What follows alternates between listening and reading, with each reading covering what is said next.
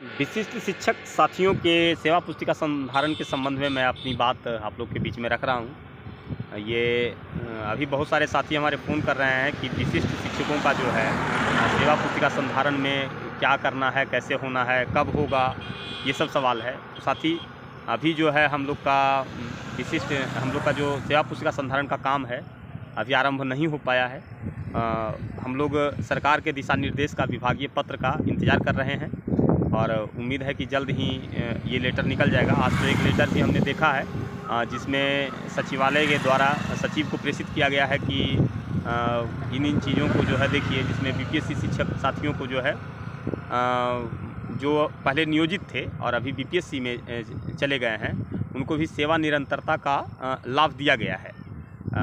तो वैसे ही सभी साथी को सेवा निरंतरता का लाभ मिल रहा है और अभी ये लेटर बन के पूरी तरह हमारे पास नहीं आया, क्योंकि जब तक विभागीय लेटर नहीं आता है हम लोग इसको उस रूप में नहीं देखेंगे। विभाग हमें निर्देश देगा तब हम इसको समझेंगे कि यह हमारे लिए जारी हुआ। अभी फ़िलहाल जो साथी परेशान हो रहे हैं वेतन संरक्षण को लेकर के, तो वेतन संरक्षण के मामले में भी कोई बहुत बड़ी बात नहीं है। पहले ही सरकार के द्वारा यह बता दिया गया है कि वेतन संरक्षण आपको मिलेगा।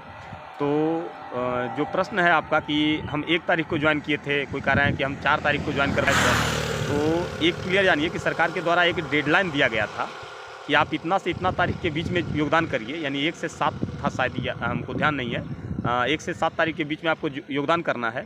तो उसके बीच में जो भी योगदान किए हैं, तो आपको अगर वेतन है जो वेतन प्राप्त हो रहा था 31 दिसंबर 2024 को, तो नेक्स्ट अगले स्लैब में मतलब उससे एक इंडेक्स आगे करके, मतलब एक इंक्रीमेंट के साथ 1 जनवरी 2025 को भी वो भुगतान कर दिया जाएगा। वही बनेगा, आपका वेतन वही बनेगा और जो पैसा अभी कम मिल रहा है वो आपको एरियर के रूप में प्राप्त हो जाएगा। उम्मीद करते हैं कि लगभग जो गर्मी की छुट्टी के बाद जो भी हम लोग को पेमेंट भुगतान होगा, वेतन भुगतान होगा, वो सुधार के साथ आए। तो इसमें हम लोग आशान्वित हैं। लगभग 1 सप्ताह 2 सप्ताह जो भी लगे यानी कि गर्मी की छुट्टी के समय में जो भी समस्या आएगी वो केवल और केवल वेतन ये सेवा पुस्तिका संधारण की ही बात रहेगी और हम लोग सब उसको गर्मी की छुट्टी के समय में कर लें। यदि मान लिया जाए ऐसा होता है कि नहीं हो पाया तब क्या होगा, तो हम भी अभी प्रयास कर रहे हैं। अपने साथियों को बोले हैं